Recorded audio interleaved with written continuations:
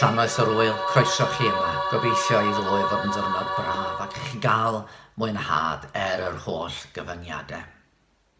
Ac os ydy dydd mawr yr wyl drosodd, tydi ddim yn rhy hwyr i ni barhau i feddwl rhywfaint am yr hanes. A chi'n gadael y cyfan, fe hoffwn i feddwl am ambell gymeriad yn y stori. Gadwch i ni ddechrau gyda'r angylion. O'n i ddim beth i'ch syniad chi o sut beth ydy angel.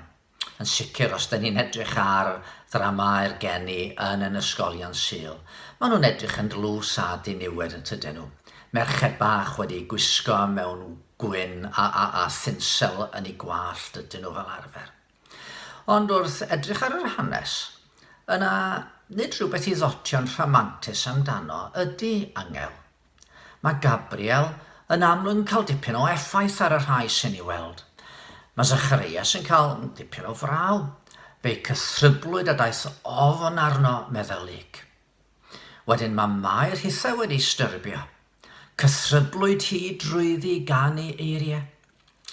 Yn wir, mae Gabriel yn ymddangos yn yr Hen Testament i Daniel a mae fynte yn llewygu ymhresenoldeb y person goruwch naturiol hwn. A pan mae'r angel yn dod at y bugeiliad, da ni'n deall i bod nhwythau yn dychryn.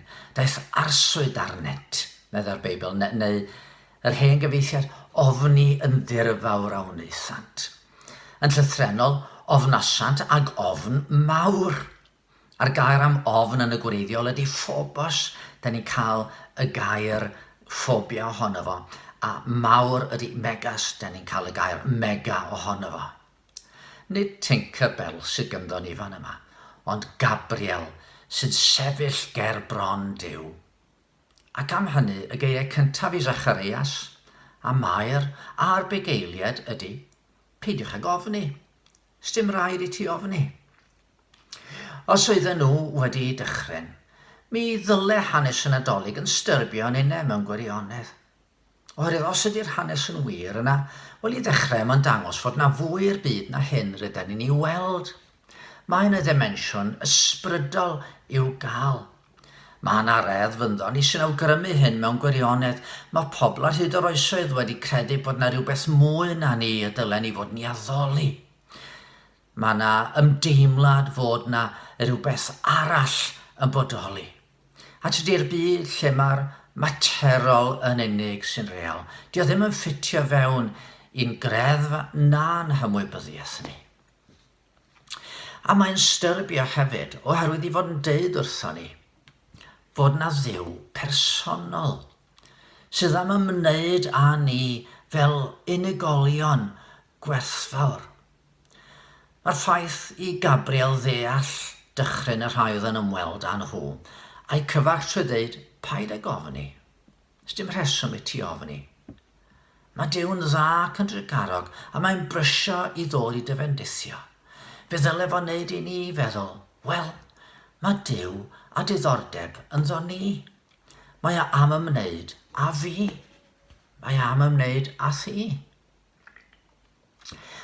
A mae'n styrbio oherwydd i fod o'n deud wrtho ni nad ni sydd yn rheoli.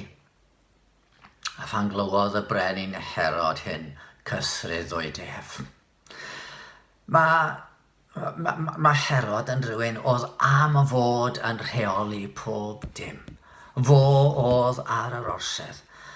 A mae plygu a chydnabod awdurdod un arall. Hyd yn oed os mae Duw ydy hynny yn anodd.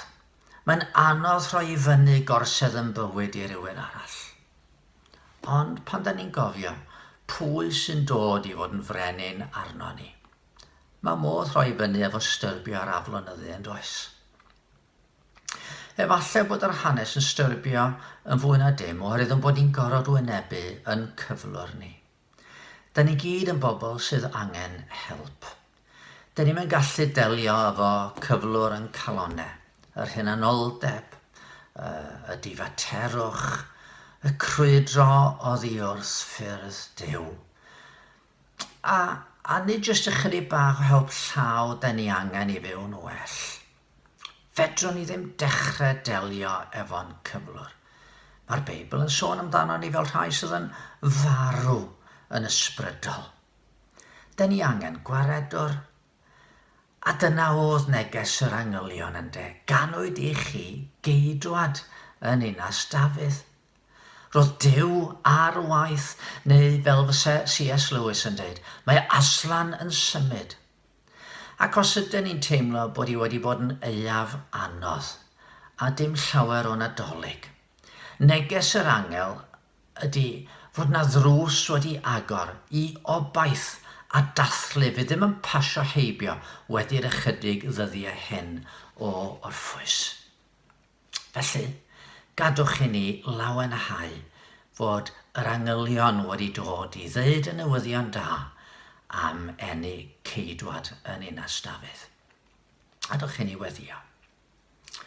Arglwydd yn Duw, helpa ni yng nghanol yr holl ddathlu i feddwl am dan y ti.